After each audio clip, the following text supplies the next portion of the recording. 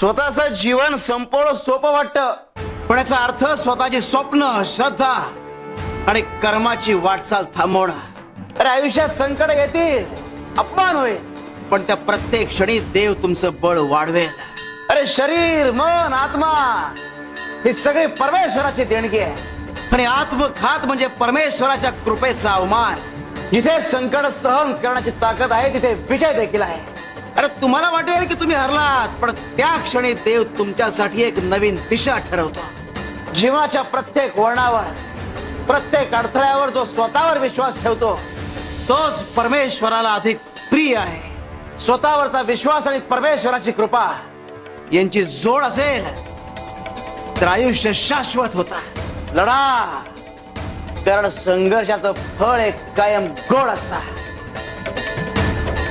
आणि जिथे श्रद्धा तिथे